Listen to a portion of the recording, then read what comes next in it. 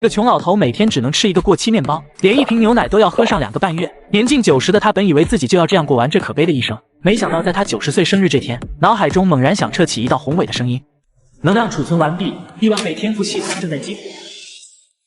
系统。当初穿越到这个以天赋决定命运的世界，江源无数次幻想着自己能够激活系统，而如今他都即将入土了，才告诉他系统开始激活，但他还是非常激动。系统第1阶段开始解锁，100倍天赋激活。刹那之间，我只感觉大脑快速运转起来，各种奇思妙想不断的浮现。爸，你怎么了？没什么，就是感觉身体有些不舒服。蛋糕你们先吃，我回房间一趟。江源回房连忙拿出那本战力增幅书籍，这是一本名为镇拳的秘籍，他终其一生也才修炼到第1层，而现在他仅仅看了不到2分半钟，就已经全部领悟。这就没了。他以前看这本书如同在看天书，如今却是像看幼儿读物一般。如今我修炼成功，岂不是可以发挥出9重的增幅？江源不自信地想着，决定出去试试自己的拳力到底增长了多少。随后他来到小区的一处老年健身场，其中就有着一件力量测试机。江源四周看了看，确定没人才走到机器面前。我因为气血倒退，拳力恐怕只有400多，距离最低的武者要求500还差一些，不知道领悟镇拳后能不能起到效果。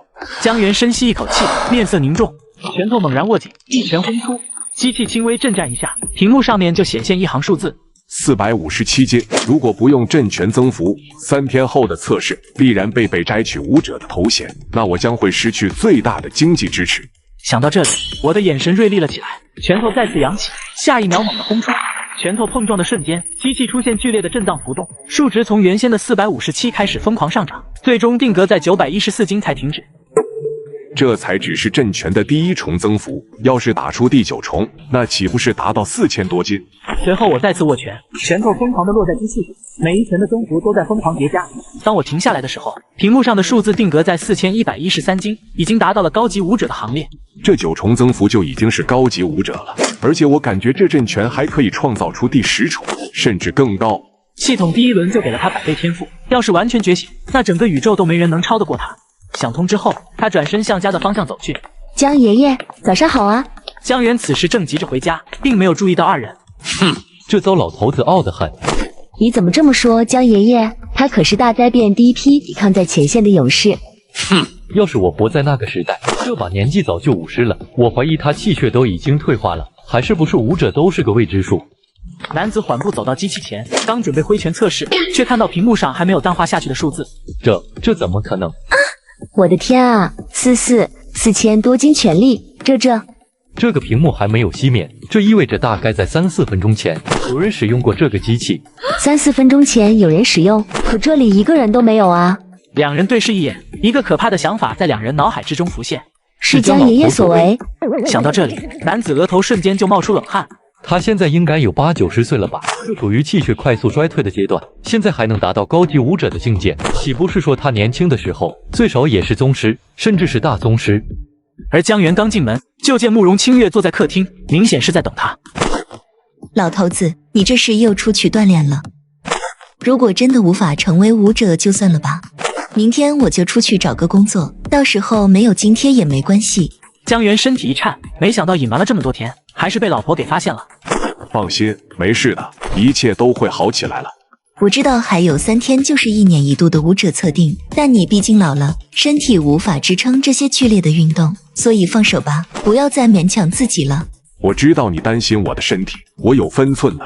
唉，他也知道江源的脾气，也没再劝他。而2楼的拐弯处，听到这些的江浩愣在原地。小浩子，看来你们家庭经济出了点问题啊。此时江浩手腕上突然飘出一个虚影。我知道，不用你废话。没事，只要你找到我的飞船，那里面有无数的原石，够你成为这个世界的最强者了。给我闭嘴！这手腕是他逛街时无意间买下的，没想到里面竟存在一个外星的人工智能。随着大灾变的到来，人类的各种修炼功法和外星的修炼体系也在不断挖掘和融合，这也是人类强者层出不穷的原因。别对我有这么大的戒心，我也是为了你好，有我的辅助，你可以轻易超越你们地球的3尊巨头，但是前提是你需要得到原石，只有经历过原石的洗礼，你的天赋才会增加，才能参悟更加厉害的武学盛典，到时一飞冲天。不管太美如何的诱导，江浩都是面色不变，丝毫不为所动。这个穷老头每天只能吃一个过期面包，连一瓶牛奶都要喝上2个半月。年近90的他本以为自己就要这样过完这可悲的一生，没想到在他90岁生日这天，脑海中猛然响彻起一道宏伟的声音：能量储存完毕，1万倍天赋系统正在进入。回来之后，江源马上开始推演正拳的第10重，在100倍天赋的加成下，仅仅2个半钟就推演了出来，一拳下去就能打出10倍的增幅。这100倍天赋都如此恐怖，要是激活了1万倍天赋，那岂不是这世间一切东西在自己面前都没有秘密？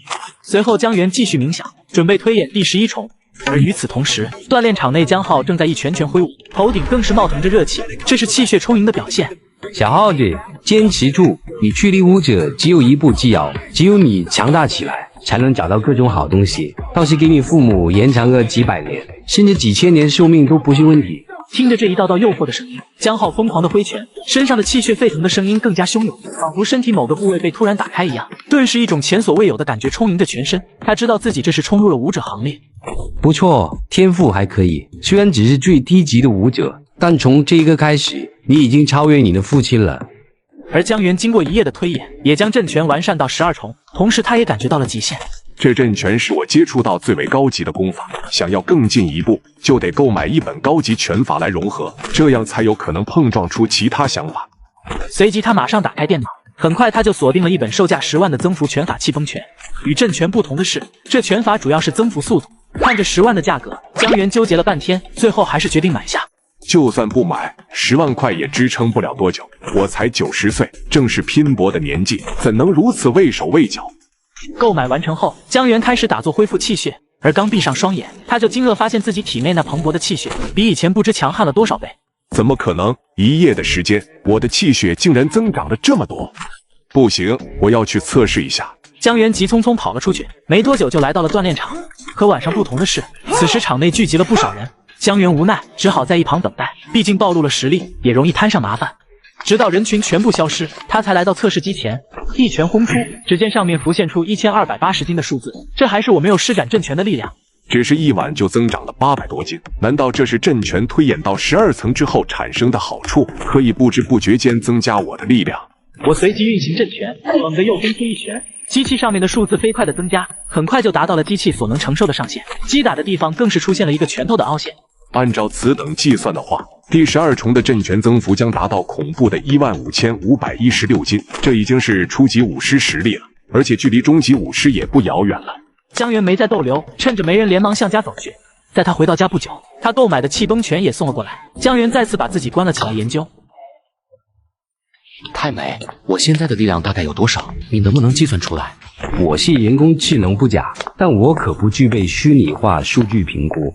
而且你们这破小区不是有个机器吗？你上去打几拳，不就知道自己现在到了什么水平了吗？真是没用。江浩嘀咕了一声，便朝着小区锻炼场走去。远远就见一群人正团团围着测试机。怎么了？上午的时候还好好的，等我们吃过饭之后，这个机器好像就出了问题，上面显示着1万，不管我们怎么测试，数据就是不变。不会是有武师来过吧？应该不会，这种老式机器上限就1万点，哪个武师没事用这个来测试自己的战斗力？小耗子，别看了，机器的确坏了，不过不是自然坏的，是被人打坏的。哪个武师闲着蛋疼，没事打坏这个干什么？谁跟你说是被武师打坏的？如果我没猜错的话，这应该是一名武者打坏的。怎么可能？一个武者怎么可能打坏这个？我就说你小子鼠目春光吧，我从这上面感觉到一股征服的味道，应该是有人动用了拳法类型的征服效果，而且领悟的境界还不低。增益类型的功法在我们人类世界完全就是个鸡肋，就算是世人公认最容易领悟的一种刀法增益，也才有人修炼到第3层而已。那是你没见过真正的天才，就你们这里的低端增益功法，人家1个月就能修炼到大成。你的路还远呢，不过有我辅助你，你未来的道路绝对能一飞冲天。而此时的江源并不知道自己把小区唯一的测试机器给打坏了，正在修炼着气崩拳。这气崩拳经过我简单的修改之后，其价值几乎和阵拳等同，应该也可以推演到第12重。要是我能将两种拳法的精髓结合起来，应该就能创造出一本更加强大的增益拳法。江源越想越是激动，开始认认真真的推演气崩拳后面的重述。转眼一天就悄然过去，慕容清月看着在本子上涂涂改改的江源，劝阻了几次，也就不再管他了。终于在当天晚上，这本最为契合他的功法终于问世。江源将其命名为神脉经，神脉经分为9层，每层都能提升使用者10倍的增幅。从这一刻开始，神脉经将会震撼一个时代。老头子，有把握吗？慕容清月站在江源身边，有些担忧地看向他。放心吧，如果没有信心，我早就放弃了。爸，加油！爸何时让你们失望过？爸，如果测试不合格，不要勉强，这个家还有我。你小子好好上你的学，别胡思乱想的，家里有我在，还倒不了。随后江源就踏上了前往测试的大巴车，向着测试地点开去。穷老头已年近90，气血早已跌落了武者境界，没想到竟突然激活了亿万倍天赋系统，短短3天时间战力就突破到了50，连测试机都被他给一拳打爆。江源跟随队伍来到了测试大厅，现场早已人满为患，差点连站脚的地方都没有。哟，这不是江哥吗？江源刚坐下，前方就传来了一道戏谑的声音。顺着声音看去，就看到一个80多岁的老者带着一个15、16岁的小姑娘走了过来。老李，江哥，没想到你竟然还敢过来参加测试。你这个年纪，气血应该早就衰退的不成样子了吧？怎么来看我笑话的？岂敢啊！你可是我当初的队长，我怎么敢看你笑话？不过你都这把年纪了，不会还没有后吧？这是我的孙女，天赋就马马虎虎，如今16岁了，才刚刚踏入武者。江源听后嘴角一抽，知道对方这是过来炫耀。好了，我就不陪你聊了，我这孙女马上就要测试了，我先带她过去。江爷爷再见。江源看了一眼手上的号码，也起身朝着3号大厅区域走去。上批完成评定的人也走了出来，有人激动，有人脸色苍白，显然是没有通过测试。现实还是那么残酷。测定开始，10分钟之内你可以随意出拳，不论次数。到时我们会删除你攻击的最高值和最低值，平均测定你的攻击力达到多少斤。江源微微点头示意，随即走到机器前。机器的数值开始疯狂的增加，呼吸之间破百，并且还在疯狂增加，直到在2100的数字才停了下来。这老头气血整整衰落了30多年，竟还能保持2000战力，巅峰时那得是多么强大的存在。江源没想到他短短1天又提升了800多的气血，他这一拳可完全没有施展增幅拳法。那就让我看看我的极限到底达到了多少。随即江源施展震拳，一拳轰出，数字再次疯狂增加，转眼间就达到4200。90高龄竟还能保持在高级武者战力。然而江源并未拳头疯狂的击打，直到最后一拳结束，江源沸腾汹涌的气血才平静了下来，自身仿佛进入到一种悟道的状态，隐约间抓住了震拳第12层的构思。看着显示的23000多战力，测试员也是愣住了。不过见江源没动，他也不敢上前打扰。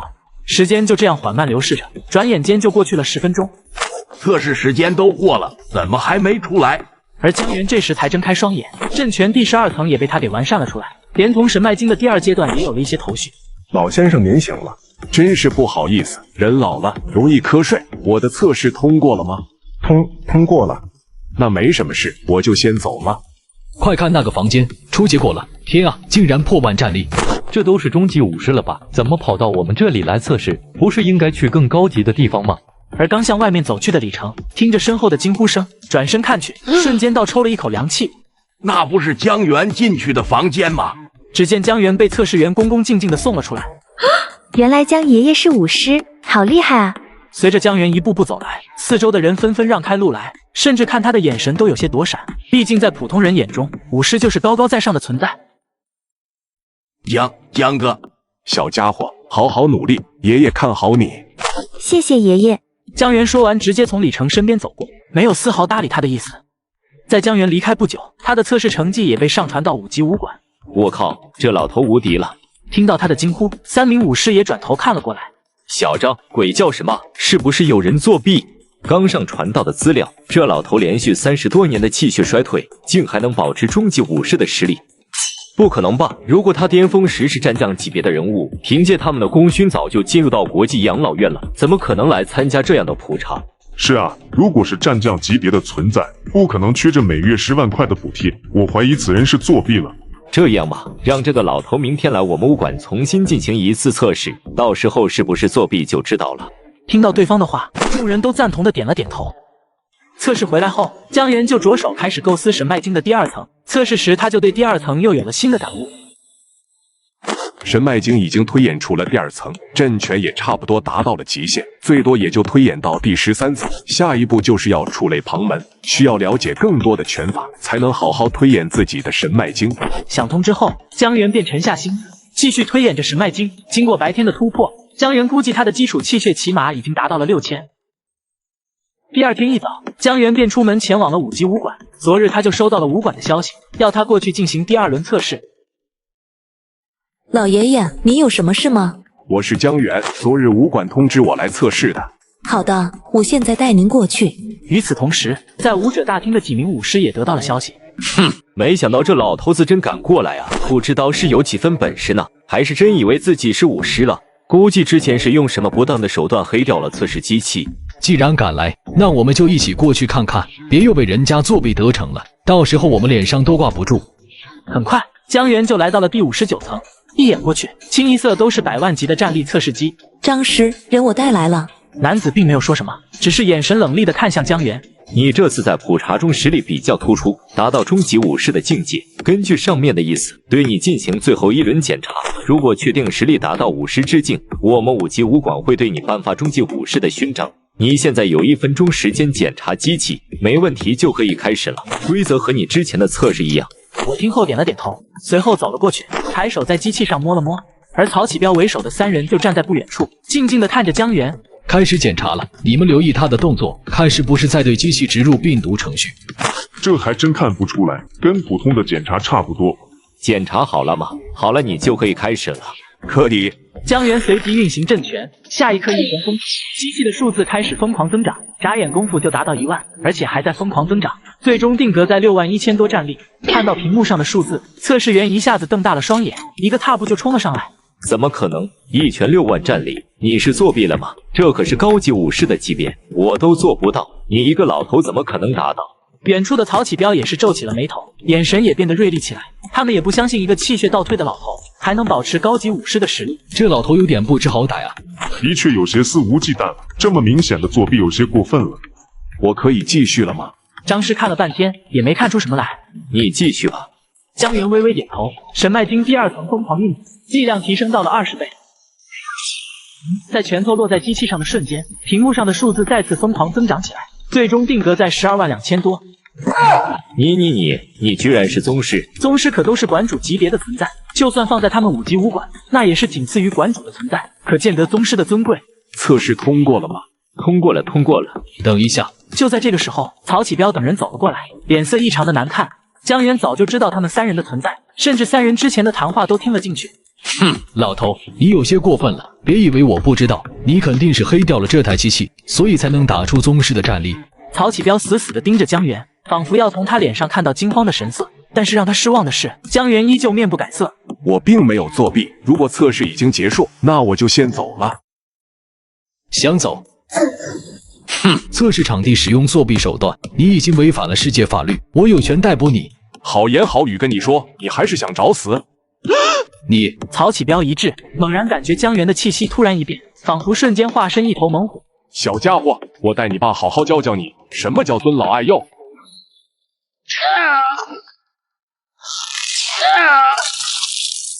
居然在5级武馆闹事，你找死！虽然面对宗师众人有些发怵，但一想到这里是5级武馆的总部，也只好硬着头皮上。不得无礼！曹启彪连忙平复一下体内沸腾的气血，爬起来呵斥众人：“是小子弄错了，前辈不要怪罪。”江源这才把身上的气势收起，仿佛又变成那个老先生的样子。年纪大了，我这脾气还是老样子，倒是让你们这些后辈见笑了。现在我可以走了吗？当然可以，但是前辈根据规矩，我们需要采集您更详细的信息，并授以宗师勋章。您看您现在有没有空？江源也清楚，实力达标后是可以在相应的武馆获得勋章。既然如此，那就有劳了。那前辈您看，您所属的武馆衔哪里？我现在也没加入什么武馆，就5级武馆吧。江源说完，曹启彪眼中惊喜一闪而过，就连身后的其他3个武士也激动了起来。好，我马上去为你办理。曹哥，你居然为武馆挖来了一位宗师，馆主知道肯定龙颜大悦，不知道会赏赐多少好处给你。我看江前辈用不了多久就会成为5级武馆的第5尊总馆主，弄不好我们还能跟着前辈后面，成为他的亲信呢。众人你一言我一语，都显得非常激动。几位，这是一个机会。如果江前辈能成为我们5级武馆第5尊总馆主，他必然需要一些人手，而我们作为他认识的第一批人，极有可能成为亲信。但是这一切的前提是江前辈要成为总馆主才行，所以我们接下来还有很多事情要做。爸，我想退学。你说什么？说话的瞬间，江源浑身的气息都变得汹涌，不过瞬间就消失了。一家子都感觉呼吸骤然凝固一下，吓得大气都不敢喘。爸，我想好了，我这一次必须退学。这小子最近神神秘秘，看来是得到了什么机缘了。不过也不能就这样答应他，得给他点动力。为什么突然不想上学了？你所在的大学可是出武者的几率非常高的，以后毕业也能加入一个好的武馆。因为我想要攀登更高的境界，武者只是我的起点。如果在学校按部就班的学习，只会拖延我的时间。说话间，江浩全身爆发出雄厚的气血之力。儿子，你什么时候成武者了？就在不久前，而且我已经达到了中级武者，离高级武者也不远了。既然你已经成为武者了，那你想退学我也不反对，但你要参加这次百校联赛，只要你拿到第1名，那我就同意。好，我一定不会让爸失望的。随后江源也回房继续开始推演和完善神脉经的第2阶段。时间快速流逝，转眼就1夜过去。在大脑高负荷的运作下，江源只感觉大量的感悟从天灵盖传递而下。100倍天赋进阶，1000倍天赋开始激活。我这是激活了1000倍天赋。随即他看向四周，目光所过之处，任何东西仿佛都化作一道道数据呈现在他眼前。看来是推演秘籍的时候用脑过度了，才导致天赋能力升级。江源闭眼回想之前推演神脉经的经过，在1000倍天赋的加持下，只感觉漏洞百出。随即他把前2个阶段的神脉经又重新完善了一次，连第3阶段都被他给推演出来。他将这种新的知识命名为起源公式。这是气血熔浆，这不是大宗师的才能形成的吗？随着起源公式快速运转，他只感觉身体每个细胞都在疯狂压缩，仿佛每时每刻都在增加力量。江源也没想到创造的起源公式居然给了自己这么巨大的惊喜。我感觉现在的基础战力绝对破万了，甚至更强。江宗师、馆主和4位总馆主都回来了，还带了不少好东西回来，想约您吃个晚饭，不知道您方不方便？好，我现在马上过去。1个小时之后，江源便再次来到了上次的测试大厅等候。和上一次不同的是，如今测试大厅站满了武者，甚至还有不少武士。老头，现在不用打扫了，你可以出去了。江源低头一看，顿时恍然大悟。他上次回去后就把自己的宗师勋章丢给了慕容雪，并没有佩戴在身上。我在跟你说话呢，龙啊，赶紧滚，别让我看着碍眼。哼，我要是不走呢？我看你是想找死。谁敢在5级武馆放肆？这时5人缓缓走来，为首之人赫然就是5级武馆馆主洪真，旁边4人正是武馆的总馆主。想必您就是江宗师了吧？果然老当益壮，不输年轻人啊！久仰洪馆主，同样让我倍感荣幸啊！见此情况，人群中的张红顿时后退了几步。洪馆主，有人敢辱骂宗师，你看这是怎么处理？哼，宗师不可辱，不过如果是武馆的人，那就出手教训一下就可以了。江源微微一笑，点头，下一秒眼神就锐利起来。是想让我揪你出来，还是你自己出来？江源声音很是霸道，顿时整个测试大厅都安静了下来。之前不知宗师身份，还请您不要计较。哼，给我跪下！哼，朋友，我儿子固然错了，但你也没资格让他跪下。哦，那你说该怎么教训？让他抄写武馆条例，常常记性就好了。没错，毕竟是一家人嘛。江宗师好歹也是一代宗师，不要这么小家子气，免得让后辈看笑话了。江宗师毕竟年纪大了，有点小脾气也是正常的。身后的2位宗师一唱一和，显然是站在张司马阵营的。既然你这个做父亲的不想管，那我就帮你管。你找死！洪真，你要毒我？洪真并没有理会，目光看向江源。江宗师，你这样做也过了。张红虽然辱骂宗师，却也不是有意为之，罚没你1年补贴可否？不行，你这是偏袒，区区1年补贴而已。那你意欲何为？我要断他一臂。神脉经第3阶段开。在30倍增幅之下，江源的5万战力瞬间超越100万，达到了大宗师的战力。体内的气血熔浆汹涌出生，一股可怕的血气在他身上绽放。给我躺下！随着江源一步步向他走来，张司马面上露出惊恐之色。你不是宗师，你是大宗师。你不是想要废我一只手吗？既然如此，那我就先废了你的手。就在动手的瞬间，一道声音从身后传来：江大宗师，先不要动手。江大宗师，张司马一个晚辈而已，差不多就行了。这事怪我，是我御下不严。这样吧，我们先回去聊。我先把张司马关起来，热上几天，你看可好？既然馆主你发话了，那我就给你这个面子。馆主，谢谢。这一次收获你就全部上交了，我要补偿给江大宗师。是。张司马刚在鬼门关上走了一趟，此刻哪还敢反驳？还有，让周围的人把刚才拍的视频、照片全部删了。知道江源和他同为大宗师境界，洪真自然不能像之前一样对待他了。江老哥，这是中等凶兽龟甲蛮兽的鳞甲金沙，一共1斤，属于有价无市的存在，就当是补偿给你了。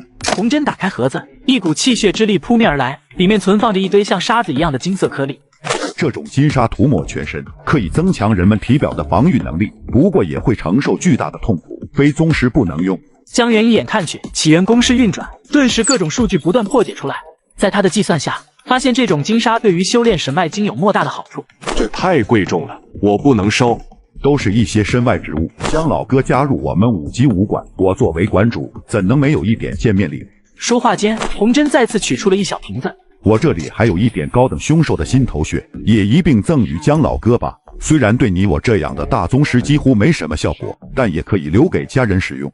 而江源通过起源公式的计算，发现金沙如果外敷的话，并不能激发最大的功效，但若加上心头血一同内服，可以使人的战力瞬间暴涨。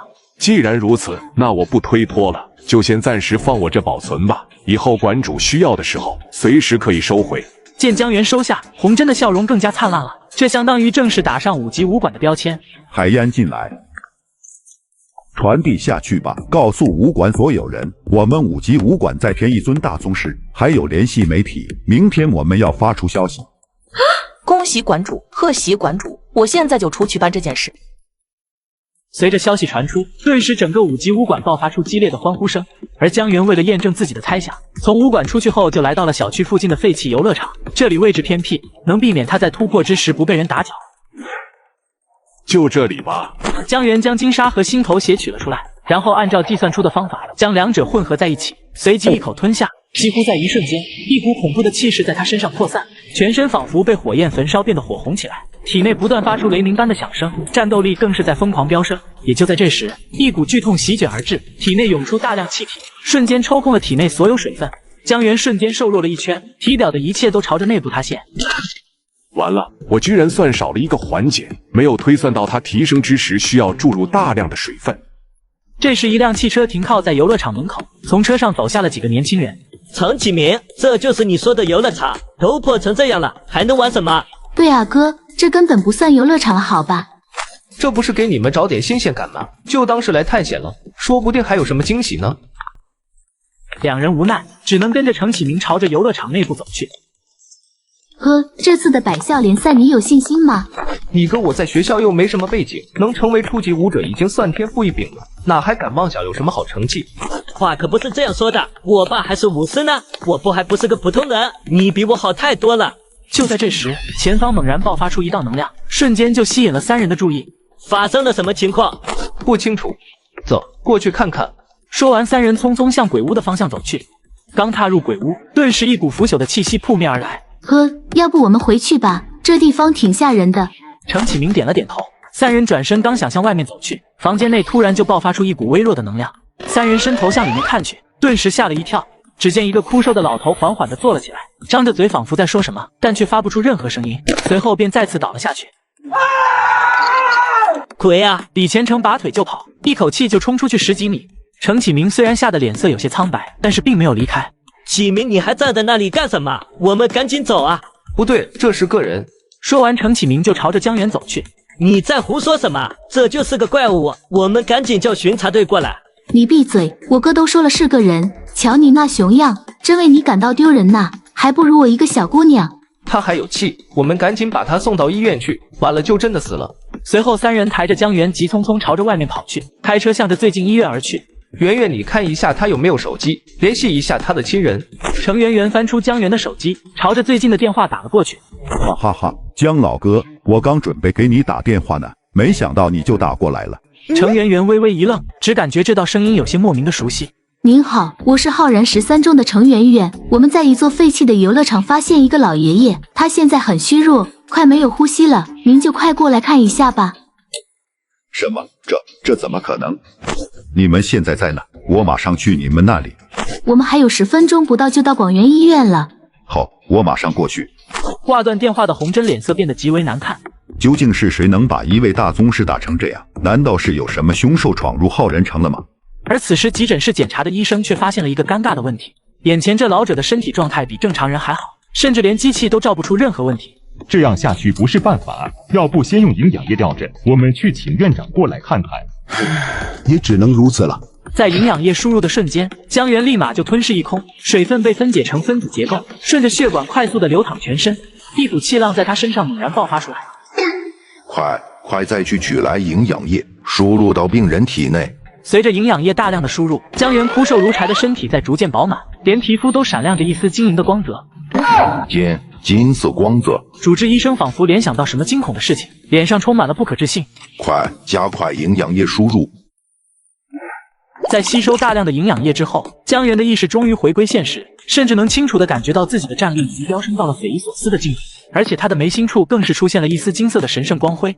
金色细胞，这难道是？江源忍不住倒抽一口冷气，这可是镇将级别才有的标志，这样的存在在整个浩然城也仅仅只有12尊。与此同时，在急诊室外的三人都是一脸着急。启明，要不我们走吧？那老头都受干成那样了，要是救不活，到时候被对方亲人讹上就麻烦了。听到李虔诚的话，一旁的程圆圆小脸被吓得苍白。这样走了，我有些于心不忍，要不你们先走吧。哥不走，那我也不走。好啊，你们不走我走，你们两个死脑筋等着被框吧。随即李虔诚匆匆向外面跑去，只是刚出到医院门口，迎面就遇上了前来的洪真等人。洪真此时脸色阴沉，就连3名总管主都吓得大气不敢喘。4人匆忙朝着医院冲去。我没看错吧？5级武馆的馆主和3名宗师怎么过来了？难道是出了什么捅破天的大事啊？人群在激动地讨论着，唯有李虔诚突然一个机灵，鬼使神差的居然悄悄跟了上去。你刚才应该跟李虔诚走的。哼，我就不走。这时前方传来一阵欢呼声，程启明抬头看去，便见洪真一行人正朝着他们而来。当看清他胸口那代表着大宗师的勋章，程启明不由一颤。之前是你打的电话吗？洪真目光看向程圆圆，一股不怒自威的气势扑面而来。程圆圆吓得差点跪倒下去，如同受惊的小白兔一样猛地点头。你们做得很好，这次拯救了我们5级武馆的江大宗师。大宗师，我靠，要起飞了！我们居然救了一位大宗师。很快程启明就缓了过来，强压内心的狂喜，把事情的经过和洪真等人说了一遍。而远处的李虔诚顿时傻了眼，清楚这些人肯定是和江源有关。这今天的机缘啊，我怎么就给错过了？该死，我真该死！而诊室内的江源也来到了最关键的一步，金色不朽的光辉越发浓郁，体内猛然爆发出一股极强的气流，不朽细胞终于凝聚而成。四方阵将。主治医生惊悚地看着眼前悬浮着的金色光人，只感觉内心惊涛骇浪。这等主宰千万人口、镇压一切动乱的强者，竟出现在他面前。江源环视四周，冲主治医生点了点头。毕竟要不是对方给他输入营养液，他这一次也难以突破。麻烦你们了。这都是我们作为医生本职工作，镇江大人您太客气了。而门外的众人见警报灯突然熄灭，刚想向前查看，突然一股恐怖的威压降临。只见一道金色的身影悬浮在半空中，一双金色的双眸从众人身上扫过，最后定格在洪真身上。洪真没想到江源还没等到，居然等到了一位更加恐怖的霸主。拜见镇江大人。有他带头，身后所有人纷纷躬身行礼。江源这才醒悟过来，自己全身弥漫在璀璨的金光之中，别人根本认不出来。馆主不用这么见外，洪真抬头看去，入眼的竟是江源。江老哥，竟然是你！你居然不是大宗师，而是石镇江。此时洪真都有些语无伦次起来，内心难以言表的震撼，紧接着就有些失落。毕竟镇江级别的强者怎么可能加入他们的小武馆？就连海燕3名宗师见此一幕都差点站立不稳。看出洪真的失落，江源淡淡一笑：“我从未说过我是大宗师，其实馆主也不用如此惊讶。我再如何也是5级武馆的人。”洪真能带着3名宗师站在自己病房外等候，此乃大恩。江源自然不能做那忘恩负义的小人。江镇江，我代表5级武馆全体13000人，谢谢你了。无需这么客气，有什么话我们回去再说。对，你看我都老糊涂了。江源的目光转而看向旁边的程启明，如果小友不嫌弃，可随我们一同。被点名的程启明激动的说不出话，只能一个劲的点头。谢谢大家如此抬爱老朽，不过我希望今天在这里的消息不要宣扬出去，毕竟我年纪大了，不想出名。四周的医生连连点头，自然不敢多说什么。馆主，这2位小友就麻烦你了，给他们在武馆安排一个位置。不麻烦，小事一桩罢了。不过今天有个发布会，是宣布江老哥加入武馆的，不知江老哥今日方不方便去参加？今日就算了吧，毕竟我刚刚突破境界，也需要稳固一下，改成明日吧。那就改成明天吧。而江源回到家中，就见慕容清月和慕容雪已经坐在餐桌上等他了，唯独不见江浩。江浩那小子人又跑哪去了？怎么不回来吃饭？闻言，慕容清月脸色顿时一沉，欲言又止的看着他。那个兔崽子是不是又在外面闯祸了？爸，哥说他跟几个朋友有事要出城一趟。胡闹！城外妖兽纵横，他一个武者也敢出去找死？马上给我打电话叫那个逆子滚回来！就在江源暴怒的时候，江浩刚好回到家中，看到面色难看的江源，顿时不敢出声。爸，我回来了。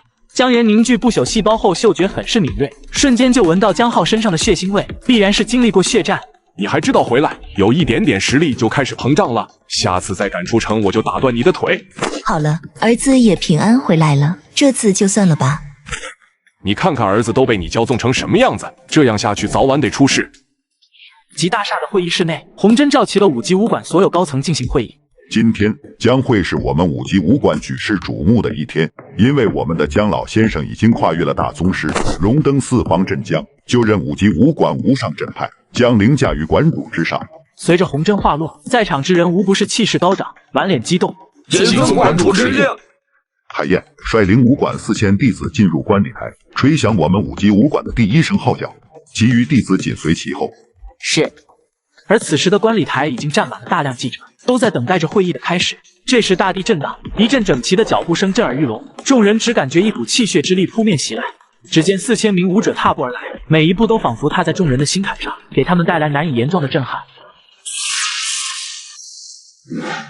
感谢各位能来我们5级武馆，想必大家都很好奇我们武馆为什么举办这样一个发布会。那是因为我们5级武馆要挑战浩然城的所有武馆和学院，我们5级武馆将要凌驾所有武馆之上。洪真声音极其霸道，强大的气势让在场之人都不敢与其对视。这洪真竟敢如此嚣张，他5级武馆还没到第1呢。二人正是浩然城大成武馆的2位馆主，也是唯一一个拥有2尊大宗师的武馆。无妨，跳梁小丑罢了，只是区初级大宗师而已，还用不着我们出手，自然有人会替我们好好教训他。哼，这洪真真是不识好歹，如果不是我们让着他，他能坐稳浩然城第3馆主的位置吗？真把自己当个葱了。此时的洪真将对2大武馆全部发泄出来后，整个人都感觉神清气爽。哦，看来洪馆主的底气十足啊。洪真抬头看去，出生的正是浩然城排行第2的静园武馆馆主秦霄南，境界已经达到中级大宗师。怎么不敢说话了？这可不像洪馆主刚才的作风啊。好得很。难道今日只有秦霄南敢露面吗？其他武馆难道都是缩头乌龟吗？赶来却不敢现身。洪真一脸嚣张，丝毫不把他们放在眼里。洪真，这可是你说的，别怪我们不给你5级武馆面子。我浩然城第4武馆大德武馆张德年特来观礼。我浩然城第5武馆新晋武馆陈建军特来观礼。随着一道道声音从4面8方响起，所有人都是一脸戏谑地看着洪真。好，除了大成武馆，你们排名前6的武馆全都来了。不过想看5级武馆的笑话，你们还不够格。红针只是新增一尊大宗师，你就敢当众挑战所有武馆，真是不知所谓。就算你们5级武馆再增2尊大宗师，面对我6大武馆也是找死。想动手是吗？红针，看来你是冥顽不灵，我等必须让你清醒一点。是谁敢在5级武馆放肆？刹那之间，一股恐怖的气势镇压而来。只见一尊浑身金光璀璨的身影悬浮在高空中，仿佛如同一尊神灵在巡视凡间。秦霄南，你们不是想要看看我们武馆新增的大宗师吗？现在你们可以看到了。这是四方阵将，能镇压一切动乱的无上存在。没想到我有生之年居然可以亲眼见到。真的是我们种族的霸主，怎么会出现在这里？现场无数人都是惊呼出声，胆小者更是大小便失禁。就连坐在电视机前的观众都尽皆失声，哪怕隔着屏幕都感受到那金光之中蕴含的炽热。检测完毕，初始战力60万，目前阶段30倍增幅，开启4种增幅效果，战力1800万，评价真龙级。看着传来的信息，太美吓了一跳，这个星球怎么会有这个恐怖的存在？而此时的现场，江原高悬9天之上，在场之人都是汗如雨下，其中秦霄南最为惊恐。红针，你误我啊！江原目光从秦霄南身上扫过，最后落在石金龙身上。镇江大人，我真的不知道您坐镇5级武馆啊，还请您饶我一命。秦霄南等人也连连求饶，他们比普通人更加清楚镇江的强大，丝毫提不起对抗的念头。镇江这些人怎么处理？江原环顾四周，看着这些惊恐的人，刚想出声，这时一道宏伟的声音猛然响彻在整个浩然城中。浩然城之下第2馆主秦霄南，第4馆主张德年，第5馆主陈建军，第6馆主石惊天，蓄意挑衅浩然城第13尊四方镇将，镇压地牢第3层，服役10年。声音落下的刹那，苍穹仿佛都被撕裂开来，一道道金色光柱从天而降，瞬间笼罩住所有跪拜之人。道友，这次结果可还满意？麻烦城主了。无妨，有缘再见。恭送城主。随着所有武馆的人都被带走，5级武馆的危机也正式解除。不过所有人都清楚，5级武馆的崛起将势不可挡，从今往后将会成为凌驾于所有武馆学院的庞然大物。洪馆主，不知道这次负责百校联赛的人是谁？往年的百校联赛都是由大成武馆负责的，今年同样也是如此。您是准备插手这一届的百校联赛吗？我儿子现在已经是武者了，我想让他参加这次的百校联赛，想看看他最近的进步。这件事很简单，我去大成武馆和吴宗说一声，直接让他们放弃这一届的百校联赛，由我们来开。不用如此麻烦，我正好有意过去一趟。大成武馆有一件名动浩然城的震天钟，江原早就想去见识一下了。上集，江原来到了大成武馆，一踏入武馆，入眼就见一大群武者已经占满了大厅。作为浩然城第一的武馆，历史底蕴确实比5级武馆更显宏伟大气。老爷子，你也是来捡碎金的？捡碎金做什么？老爷子别装了，来这里的人不都是为了捡碎金？等会震天钟敲响，天空中就会凝聚大量的思绪，你捡到了就赶紧跑，不然被大成武馆的人抓到了，所有东西都得上缴。突然，一声沉闷的钟声响彻天地，这一刻仿佛时间都在刹那间凝固。江原感觉自己的灵魂仿佛都有一阵颤抖之感，就连他眉心处的2粒不朽细胞都在疯狂跳动，仿佛要分裂一般。他快速运转起源公式，目光仿佛瞬间穿透了墙壁，看到了顶楼的一座巨大图中，一组可怕的数据就出现在他面前。这震天中竟蕴含一种未知的能量，瞬息间就能达到1000万级能量，岂不是相当于一尊初级的四方阵将全力爆发气血之力？要是能不断的冲刷身躯，要不了多久，我的肉体防御就能再上一个层阶。快捡钱了！此时整个大厅上空漂浮着无数丝线一样的虚流，四周的人群开始疯狂的哄抢起来。这些东西应该是震天中震荡的时候搅动了某种能量场合所产生的一种新物质，可以加快气血之力的导，不过对于武者却没什么效果。老头子，你怎么一个都没抢到？男子看着江原空荡荡的双手，忍不住叹息一声。这些给你，拿去吧。江原微微一愣，诧异的看着对方。你确定给我？我刚才看你也只捡了这么多吧？你年纪这么大，能看清什么？我这还多着呢，只是给你一点零头罢了。男子脸上有些不自然，但还是强硬着狡辩。你叫什么名字？你管我叫什么？突然武馆跑出了大量的武士，领头之人脸色瞬间黑了下来。赶紧给我把这群人赶到旁边去，等会有一位尊贵的客人过来，快点！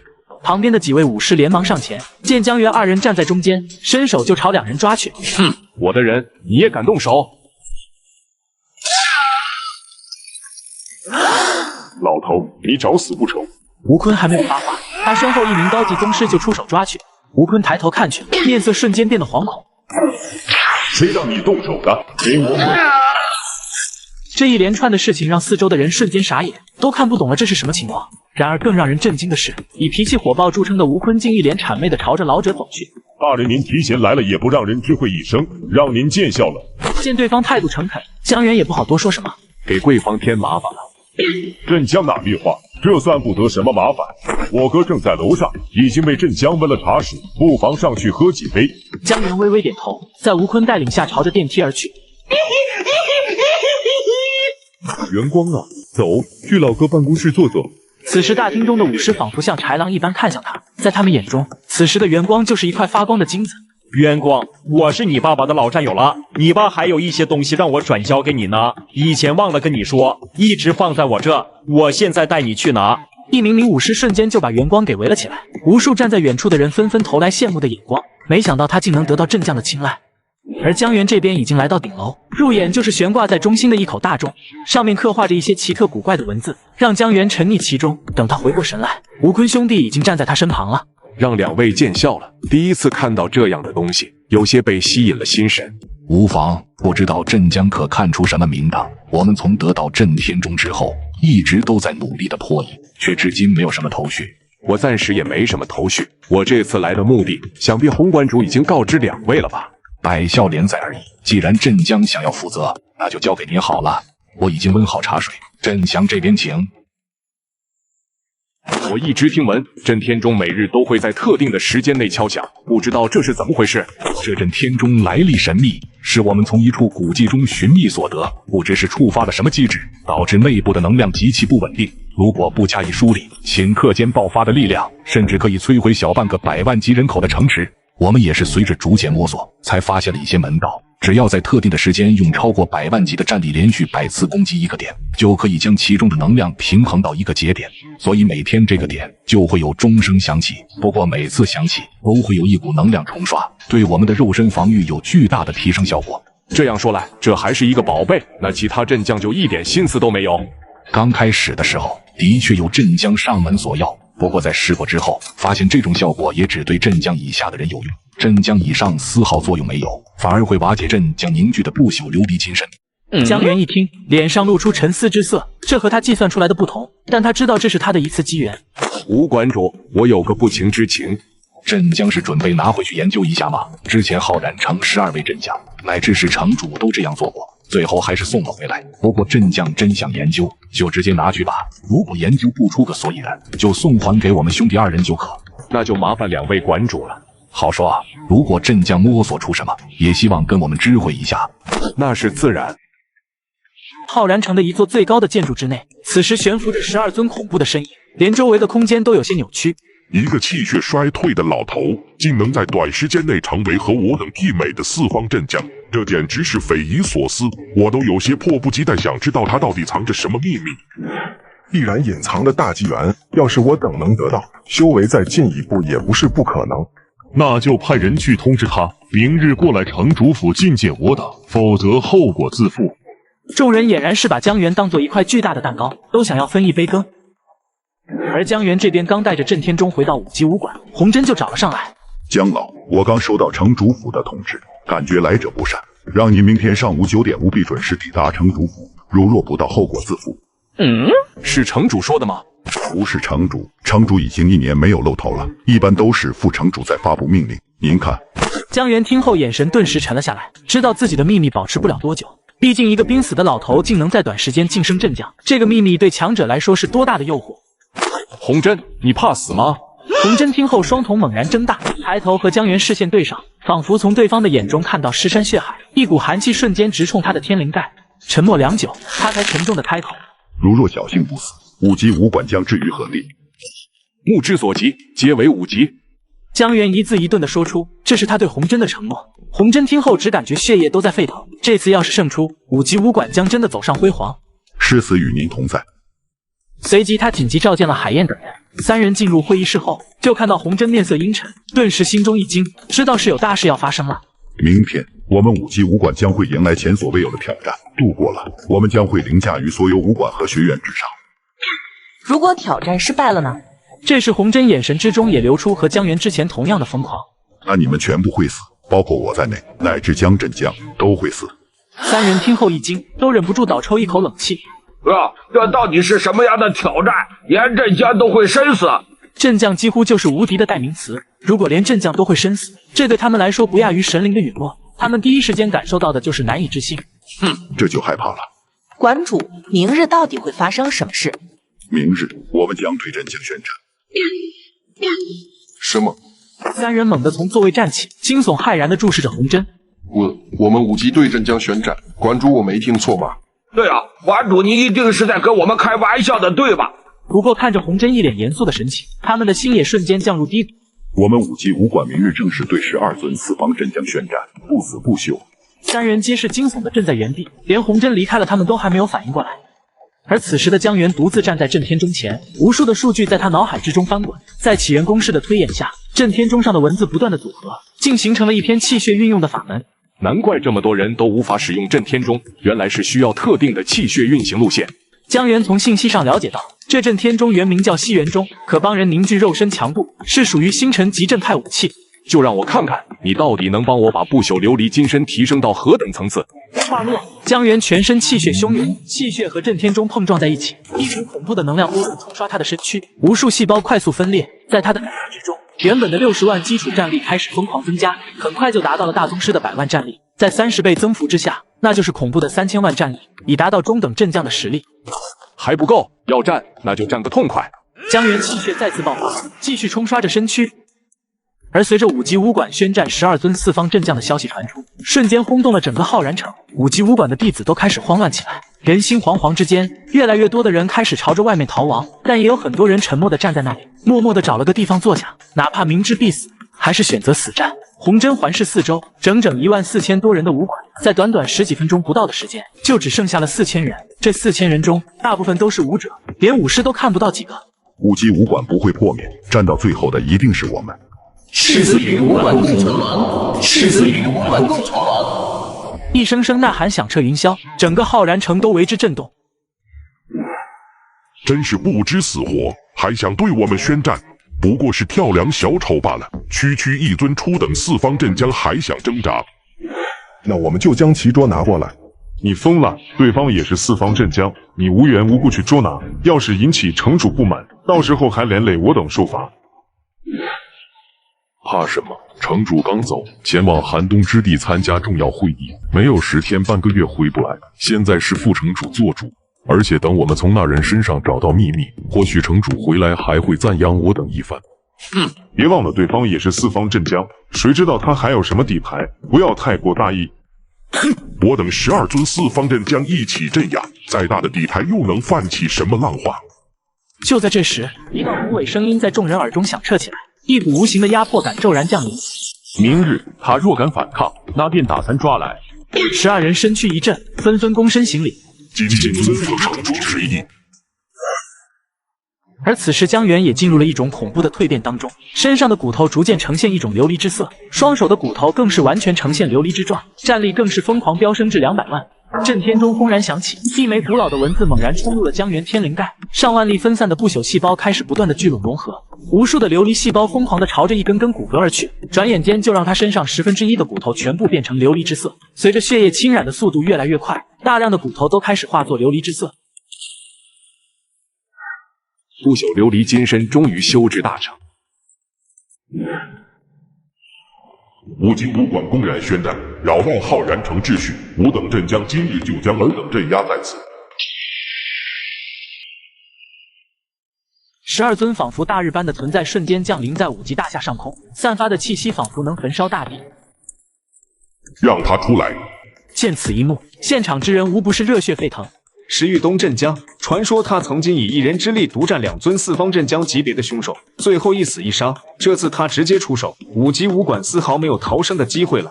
看到这一幕，选择退出武馆的武者都松了口气，庆幸自己做了正确的决定。而无数看着报道的观众也感觉五级武馆这次要陨灭在此。这就是镇将的威慑吗？真是恐怖如斯，恐怕古老神话之中的神也就这般了吧。小耗子，这是个绝好的机会，镇将之战，整个天地都会被沸腾的气血笼罩。我上次教你的功法可以助你快速凝聚气血，提升你的气血品质，你可千万不能错过啊！江浩回过神来，连忙向外面跑去。他人的，让他滚出来！下方的红针此时额头上已经渗透出冷汗，对方仅仅是站在那里，恐怖的气场就让他几乎丧失了抵抗能力。馆主，12尊四方镇将已经杀来了，江镇将还没出关吗？别急，我马上打电话过去问问。江老，你出关了吗？我快顶不住了。撑住，我马上过来。哎，馆主，你换苹果16了？没有，这是我在转站上买的二手苹果15，才3300，就比新款16少了个拍照键，却便宜了2600，性价比超高的。你这么一说，我都想买了。放心买吧，现在新款升级不大，买二手真的很划算，而且转站的手机都经过多轮检测，比一般的二手更靠谱。他家 iPad 也很划算，买靠谱的二手，我推荐转站。你们这是过来送死的吗？随着声音落下，一团金色光团缓缓升起，12尊镇将的目光也瞬间投射过来，恐怖的气场压迫而来，不过并没有对江源产生什么影响。现在的后辈胆子真是不小，刚晋升四方镇将就敢如此嚣张，真以为自己无敌了。之前还想把他抓起来，现在看来太过于麻烦了，直接放血吧，毕竟四方镇将的鲜血也是大补之物。好了，玉江，直接打残吧，别耽搁我们的时间了。众人仿佛看待的不是同等人物，而是一只可以随手捏死的蚂蚁一般。哈哈，正有此意。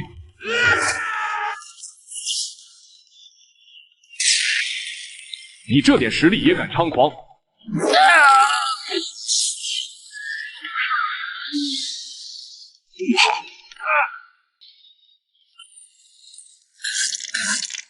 你不是初等镇将？废话少说，再接我一拳！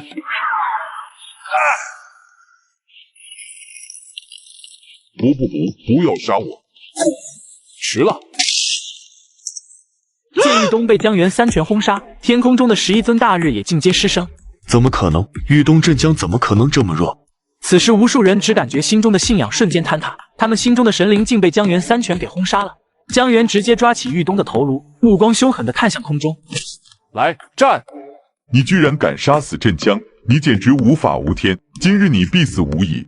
虽然众人想瓜分江源的机缘，但也只敢抓拿，不敢弄死。毕竟每一尊镇将死亡都会引起显圣大能的注意，甚至连人族的3大无上巨头都有可能将目光投射过来。这时一道身影踏出，身上金光散去，露出本来的面貌。居然是传说中最为神秘的养生镇将，他的12尊镇将之中几乎都是无敌存在，他都看不下去，想要直接动手。养生镇将身体半空，无数刀影旋转交织，形成了一式盖压天地的刀法。给我死！江源抬头看向那巨大的磨盘，起源公式快速推演起来，在千倍天赋的推力下，江源很快就推演出了他平时修炼的动作，甚至包括体内气血运行的路线。杀！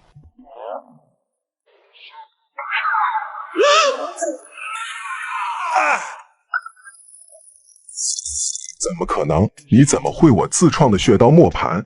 你们还不出手，还要等到什么时候？说话间，他体内的气血再次燃烧起来，化作一柄10米大刀。江源丝毫没有躲避的心思，无数的细胞瞬间凝聚出一层琉璃结晶。见江源硬扛下这一击，竟毫发无损。养生镇将眼中满是恐惧，刚才那一闪而过的琉璃之色还是被他捕捉到了，那是不朽琉璃金身大成才有的现象。此人肉身无敌，人族3尊巨头不出，谁敢与其争锋？不，我退出，我退出！养生镇将大声咆哮着，扭头就想跑。你跑得掉吗？江源瞬间逼近，巨大的拳印仿佛镇压天地，猛然轰出。江源的这一拳虽没能将其击杀，但也让他彻底失去了战力。空中的10尊镇将这才反应过来，骤然降临在养生镇将四周。难以置信，这拳之威绝对达到了高等镇将的实力，甚至更强。这才多久时间就能拥有这样的战力？看到养生镇将的惨状，所有镇将无不动容。不过瞬间，所有人都一脸激动，看向江源的眼中充满了贪婪。江源表现得越惊世骇俗，他们就越渴望得到他身上的机缘。他非我们能敌，快跑！说完，他不要命的朝着一个方向逃窜，完全没有抵抗的想法。在场之人看到强悍的高级阵将居然被一拳打得丧失了胆气，无不是露出惊骇之色。一起出手，雷霆一击将他拿下！大胆，竟敢蓄意杀害四方阵将！给我死！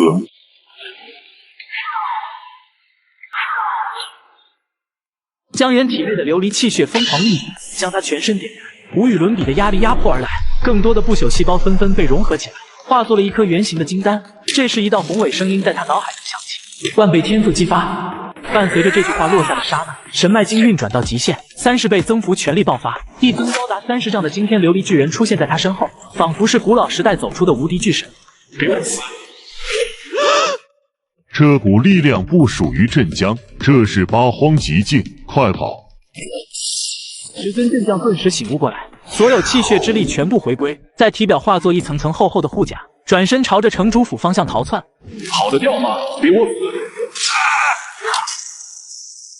你们就一起下去陪他吧。够了！道友，你有些过了吧？来人正是浩然城的副城主，八荒极境的张世仁。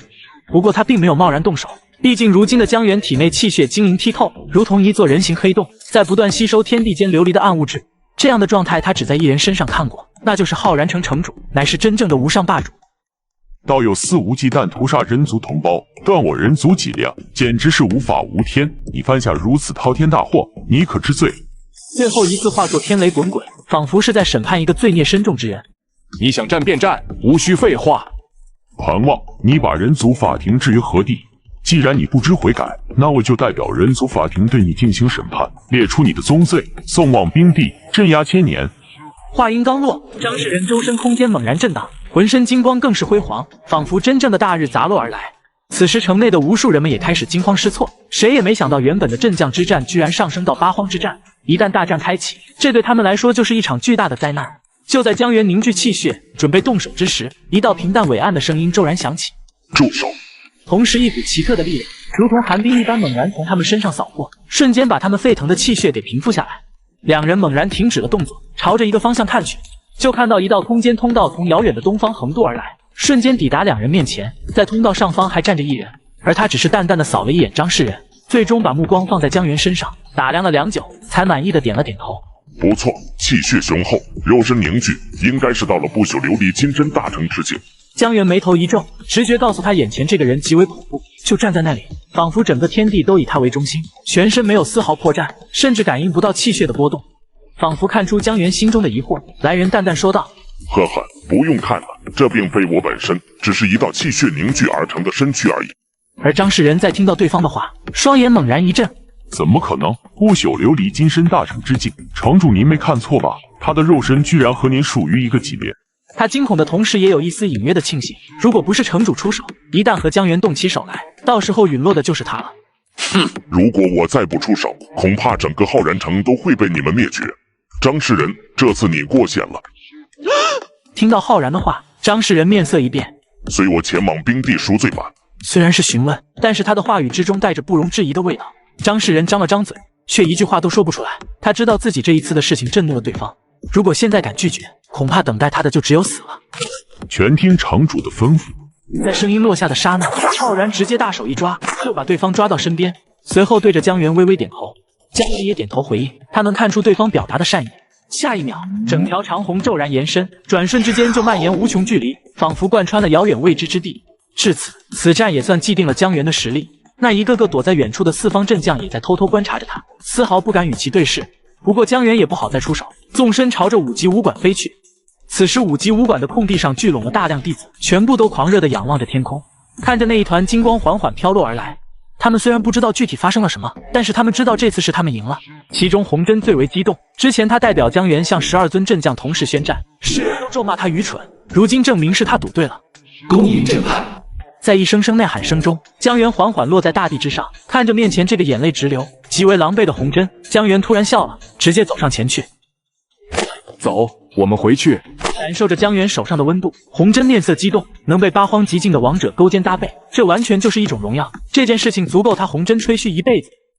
与此同时，在距离5级武馆数十米外的一处废墟之中，一块巨大的石头松动了一下，从里面钻出来个灰头土脸的人，正是江浩。这等阵将的战斗实在是恐怖无比，幸好最后八荒极境的王者没有打起来，不然整个浩然城都没人能存活下来。这点小场面就吓到你了，我告诉你，之前爆发的力量最强也不过是袭龙之力而已。你要知道，在宇宙之中，那些真正恐怖的存在，哪怕隔着一个星系，只是力量投射过来就能打爆一颗星球了。听到太美的话，江浩心中一惊。你确定没得我吧？你现在太弱了，告诉你太多并不是好事，慢慢来吧。给你定个小目标，先拥有一龙之力。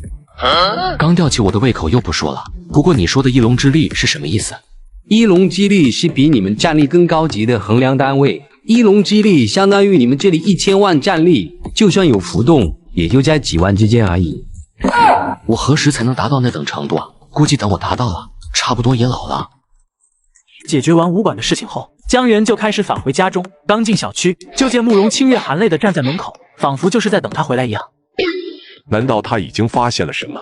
江源猛然想起，阵将大战所凝聚的金身巨人就是以他年轻时候的模样所画的。或许别人认不出来，但慕容清月作为他妻子多年，自然不可能不认识。此时的慕容清月正眼睛直勾勾地盯着他。如果我说你看到的都是假的，你信不信？哼，你说呢？这么大的事居然瞒着我。当我看到12尊阵将围攻你的时候，你知道我多担心吗？我这不是没事吗？而且最后城主不都出现了吗？好了，以后我有什么事都不瞒着你了，行了吧？在他连哄带骗之下，慕容清月的气才打消了一些。与此同时，城主府的会议厅内，活下来的11尊阵将此时一脸凝重，脸上还带着一丝丝惊慌。我们接下来怎么办？一名阵将缓缓出声，不过所有人都能感受到他话语中的恐惧。养生阵将，你在我们之中年纪最大，成名也最早，您说我们接下来要怎么做？听到有人叫他，养生阵将才回过神来，脸上还带着惊慌。要不我们准备一些厚礼上门负荆请罪。听到他的话，所有人都有些异动。我看也只能如此了，只是不知道对方需要什么，我们也需要投其所好才行。那就从家人孩子这层关系下手吧。不妥，武者之间贸然接触对方家人会被视为挑衅，到最后反而更加麻烦。众人说话之间，目光却有意无意地看向养生阵将。养生阵将岂能不知他们的想法？这是在怪罪他之前弃他们于不顾。哼，你们这又不行，那又不妥的。这样吧，明日我亲自上门拜访，试试江源的态度吧。听到他的话，众人明显松了一口气。既然如此，那就麻烦养生镇江了。不过在这之前，是时候进行一次秋后算账了。紧接着，一道道命令从议事大厅快速传出，一支支小队在武师的带领下朝着浩然城的四面八方而去。与此同时，无数叛逃和抹黑武馆的人都开始被一一清算。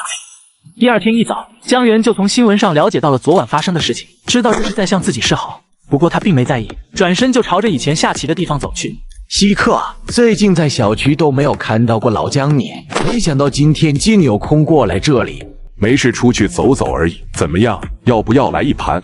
来看我杀的你片甲不留。与此同时，一身普通打扮的养生镇江也来到江源所在的小区。如果不是资料上显示，打死他也不相信江源会住在这么破旧的小区。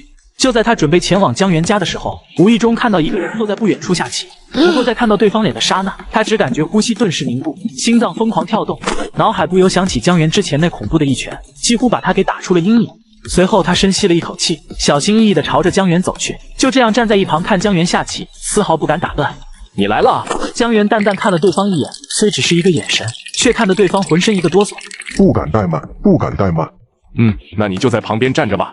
好好好。养生镇江连忙点头，大气都不敢喘，让对面下棋的老张都不由奇怪地看了他一眼。将军，老张你不行啊，我这几日不在，你这棋艺还是一样的臭。去，我只是没有注意被你得逞了而已。再来。就这样，时间飞快流逝，转眼就来到了中午。这时，一对年轻人走了过来。爸，江爷爷。哈哈，我的乖女儿可算回来了。今天我们就去你江叔家吃饭。不错，真是女大十八变，我都还认不出来呢。谢谢江爷爷，这是我男朋友宁本，刚被养生军团特招了。宁本目光倨傲看了江源一眼，不屑地撇了撇嘴。江爷爷，您别在意，他就是这样的性格，表面冷冰冰的，但是内心很善良的。没关系，既然你们都来了，那就一起去我家吧。说完，他直接起身离开。养生镇江见状，连忙像小弟一样跟了上去。而慕容清月看到一群人过来，顿时一喜。老张，你女儿回来看你了。可不是嘛，让他别破费了，就是不听。来，赶紧坐，菜都已经做好了。众人随即落座。这时，一直没什么存在感的养生镇江顿时有些坐立不安，最后鼓起勇气站了起来。之前被人蒙蔽，多有得罪，希望您大人大量，不要在意。以后如果有什么吩咐，你尽管提，只要我们是一人能办到的，必当极尽全力。听着养生镇将的话，慕容清月瞬间明悟过来，对方口中的11人恐怕就是浩然城的11位四方镇将。想到这里，慕容清月顿时面露骇然之色。但更让他惊骇的是，江源只是眉头微皱，就吓得对方全身颤抖。算了吧，得饶人处且饶人，他们也不容易。那此事就此作罢，如若还有下次，别怪我没提醒你。是。养生镇江一阵狂喜，悬着的心终于放了下来。见此一幕，一旁的宁本却是一脸不屑。2个快入土的老头子了，在这装什么？此话一出，在场之人都是露出不悦之色。小袁见此，连忙岔开话题，从怀中取出一个红色的小盒子。感谢阿姨这么多年对我的照顾，这次回来给您带了一个手表。说着就把手表递了过来，没想到被宁本给拦了下来。你做什么？这手表价值3万多呢，你就这样送人了？你真当老子的钱是大风刮来的？宁本说完就头也不回的离去了。见此一幕，江源面色也阴沉了下来。这就是你军营特招的人吗？此事你自己看着办吧。养生镇江此时冷汗直流，没想到刚缓和的关系就被宁本给破坏了。夫人，先不打搅了，我去处理一些小事。养生镇江说完就火急火燎的离开，快速朝着自己军团所在的驻地而去。镇江大人，您怎么来了？马上给我把宁本双腿打断，从今往后不得踏入养生军营方圆100公里一步。收拾完宁本后，江源再次来到5级大厦的密室之内。此刻的震天钟和他之前看到的完全不一样，漆黑的表面居然散发着紫色的光辉，让它显得更加神秘，仿佛就是一座精密复杂的机器终于激活，里面无数的零件都开始运转起来。震天钟作为星辰级的无上镇派武器，所蕴含的威力应该不止于此，看来潜能并没有被完全激活。江源伸手摸去，手掌触碰的瞬间，震天钟表面无数文字开始扭转起来，逐渐凝聚成一头头巨龙形象。居然可以测试出我全力爆发时的力量总和。要知道他现在不爆发全部底牌，原始战力也仅有350万而已。没想到震天钟连他的底牌都能一起计算出来。没思考多久，江源的气血就开始疯狂涌动，瞬间与震天钟碰撞在一起，凝聚成一条条巨龙的头体，开始淬炼他的不朽琉璃金身。连虚空中的暗物质都被他不断吸收，在5级大厦的上空形成了一个巨大的圆形黑洞。江源只感觉全身经脉被不断的撕裂，又不断的修复，战力开始疯狂增长，眨眼间就来到了950万。不过在达到镇将的门槛就被卡住了，仿佛难以跨越。给我破！江源怒吼咆哮，恐怖的气血之力冲破苍穹，瞬间笼罩了整个浩然城。坐镇四方的镇将全部惊骇地站立起来，目光朝着江源所在的方向看去。什么样的突破可以造成这么恐怖的天地异象？声音竟然传递到整个浩然城。他到底强大到何等程度？难道我们人族又要出一尊无敌霸主了？一想到他们之前居然跟这等恐怖的存在交手，就感觉浑身冷汗直流。而此时江源体内所有细胞开始疯狂震荡起来，随着心脏的节奏快速跳动，终于一声破碎声响起，仿佛打破了某种桎梏。江源只感觉身上血肉变得饱满，一块块肌肉隆起，头发也在瞬息之间化作黑色，转眼间就变成了一名20出头的年轻人，身后更是浮现出30头巨龙的虚影。作为人族的第2批武者，他自然知道8荒极境的定义，如今他的实力相当于达到了2荒极境，后续的每个境界提升都要翻倍，想达到8荒极境圆满更是需要万龙之力。以我如今的提升速度，站在世界之巅也只是时间问题了。与此同时，浩然城一个巨大的试炼场上，此时密密麻麻站满了人。第34届的百校联赛正式拉开序幕。妈，爸怎么没来？这百校联赛还是他要求参加的，自己都不过来看看。哼！看着自己女儿气鼓鼓的样子，慕容清月一阵好笑。你放心，他绝对会来的。江浩正在一旁调整呼吸，控制自己的气血之力。太美，你帮我扫描下，这4周有没有战力比我高的？小耗子，你这心理素质还是太差了吧？放心，这里除你之外，最高战力也才3000而已。听到太美的话，江浩紧绷的面容稍微松弛下来。这时一道道欢呼声传来，快去看看5级武馆的程启明来了，是那个跟八荒极境的王者陛下关系匪浅的程启明。没错，听说5级武馆对他下了大功夫，甚至洪真还亲自找上几尊镇江借了不少资源，现在不知他实力强到何等地步了。整个休息大厅顿时沸腾了起来。如今程启明的名声在整个年轻一辈可谓是如雷贯耳。这时，一群身穿5级服饰的弟子走了进来，领头之人正是程启明。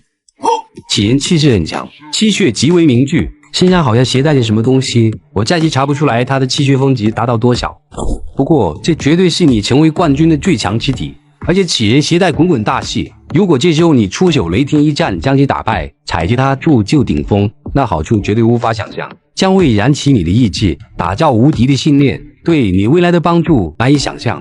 江浩听后拳头逐渐握紧，眼神也充满了战意。就在这时，一道强大的威压袭来，只见高空之中悬浮着11个人，浑身散发着强烈的金光，如同11颗大日悬挂苍穹。我的天啊，竟然连镇江都来观礼，这将是有史以来最为壮观的百校联赛了吧！11尊四方镇将的到来，再次把气氛推到一种难以想象的高度。就在这时，一道更加恐怖的气息降，浑身散发着更加耀眼的光芒，哪怕隔着数百米的高空，炽热的气息都让人有一种燥热之感。11尊四方镇将在他面前，光芒都显得无比暗淡，完全不在一个层面之上。恭迎王者陛下！开始吧。江源轻哼一声，声音不大，无数人却感觉一道闷雷在耳中响起。这个人太恐怖了，上期间的时候才刚刚突破10龙之力，这才多久居然达到30龙之力，实在是匪夷所思。而且他的天赋之强简直世间罕见，是真正无敌人物，未来不恐怕用不了多久就会成为你们人族的绝世霸主，无敌一个时代。而且一旦冲破肉身极限，打破古楚，横渡宇宙，接触其他文明，那才是真正的一飞冲天。你们小小荒凉星球居然可以诞生这种无敌人物，真是难以置信。听着他震惊的话语，江浩也震撼的难以自拔。岂不是说他在短短时间就增加了2亿的战力？就在这个时候，太美突然惊呼起来：“小耗子！”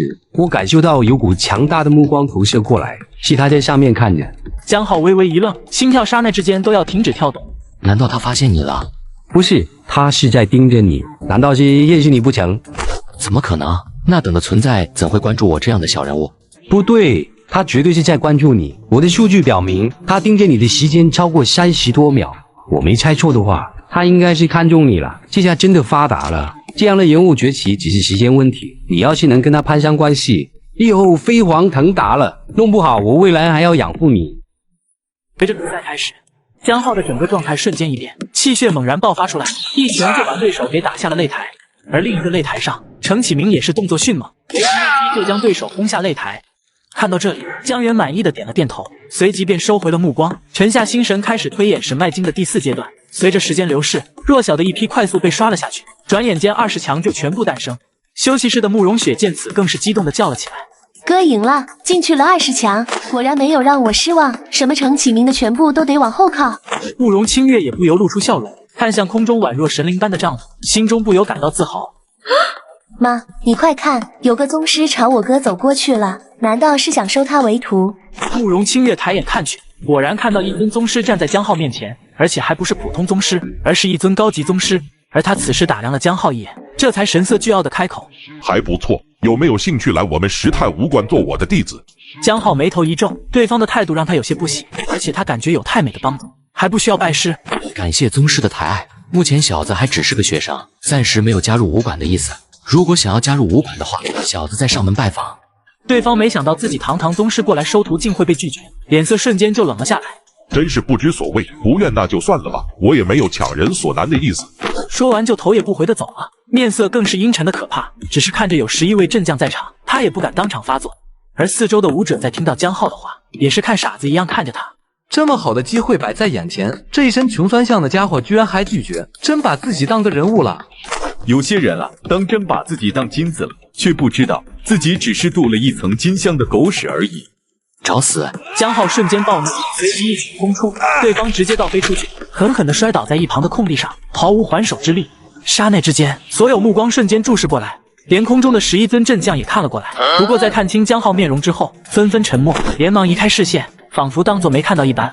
江源见此却是微微点头，不愧是我的儿子，武者就应当如此，这样才能凝聚出无敌的意志。大胆！就在这时，一名武士带着一支队伍瞬间冲了过来，把江浩包围起来。居然在会场大打出手，简直无法无天！给我擒下！武士怒吼一声，身后4名武者瞬间出手。既然已经惹祸了，那就放手一搏，大不了比赛之后被关个几天。想通的刹那，江浩直接一拳轰出，4名武者瞬间倒飞出来。还敢反抗巡查，真是不知道天高地厚！给我死来！江浩也浑然不惧，一拳就迎了上去。呼吸之间，拳影交错就碰撞不下于10次。此时休息室的慕容雪焦急的直跺脚。老哥这是做什么？怎么会拒绝宗师的邀请，而且还和巡查队打起来了？见江源丝毫没有阻止的意思，慕容清月也安心下来。没事的，或许他有自己的深意也说不定呢。就在江浩和巡查队长打得不可开交之时，一声呵斥从远处传来：“住手！”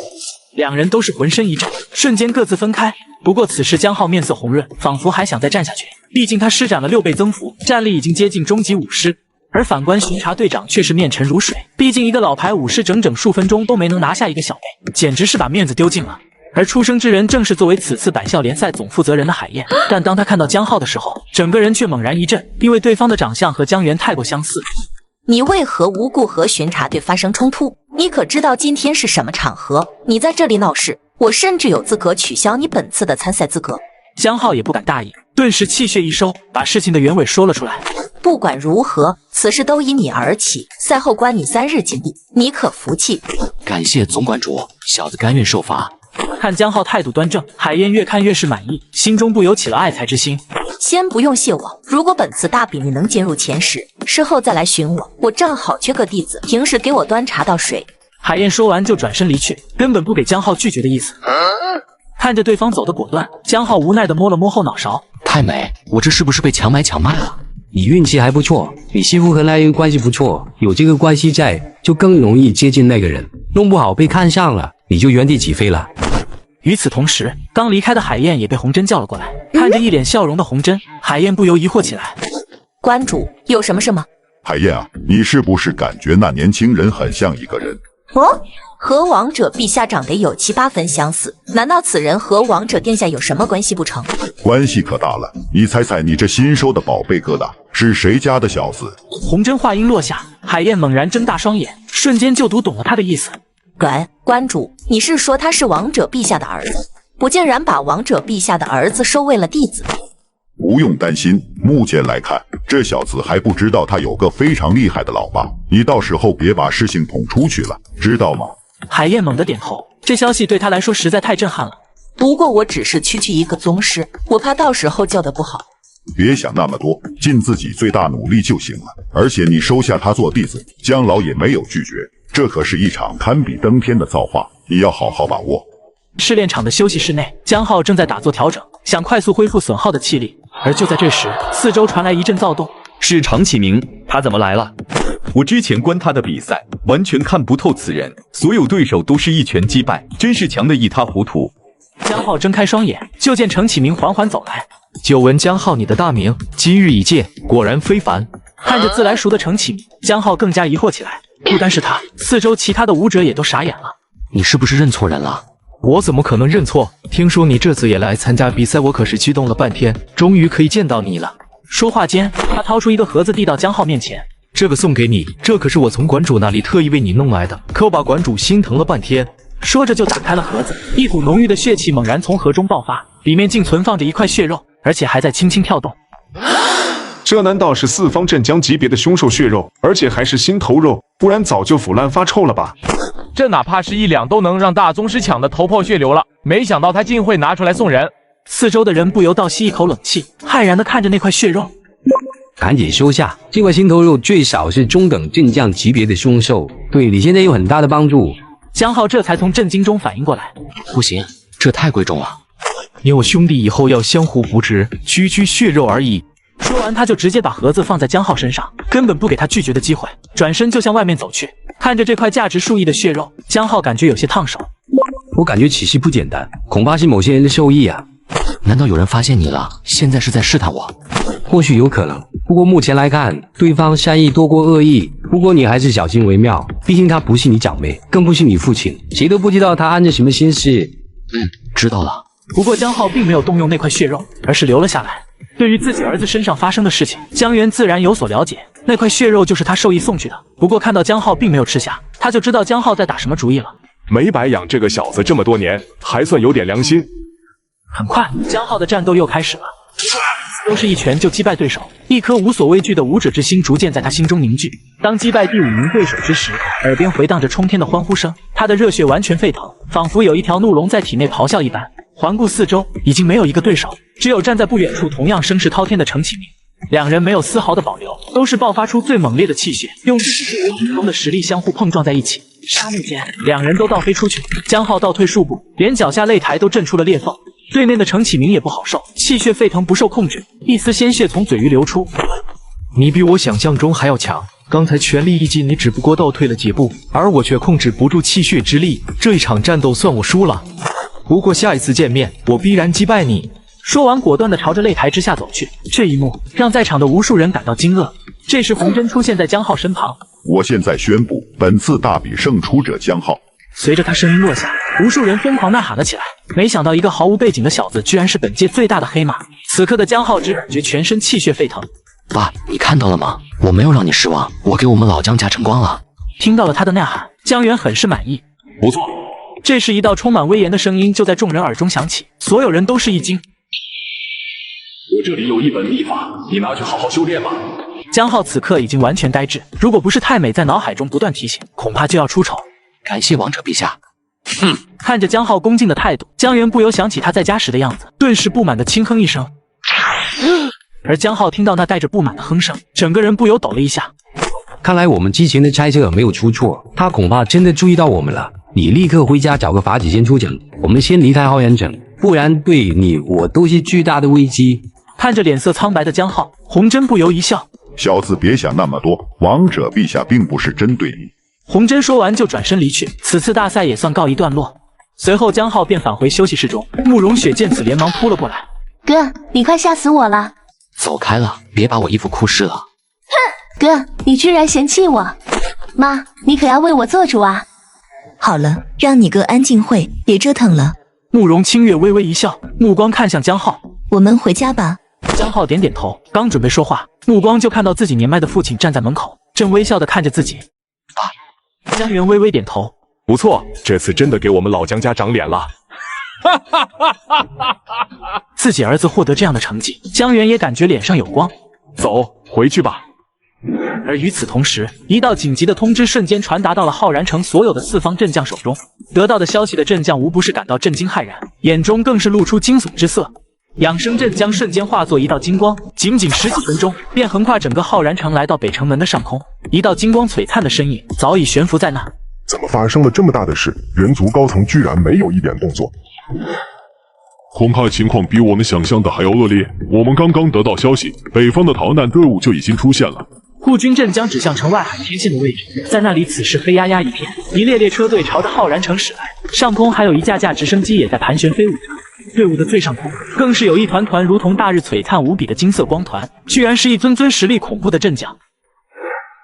北方疆域几座100万级巨城破了，武者战死上100万人，人口被屠1000多万，四方阵将也死了30多人，就连八荒极境的人族王者都死了3尊。养生阵将听后只感觉心口一凛。这群该死的凶手！就在两人说话间，远处一道金光猛然加速朝着他们的方向冲来。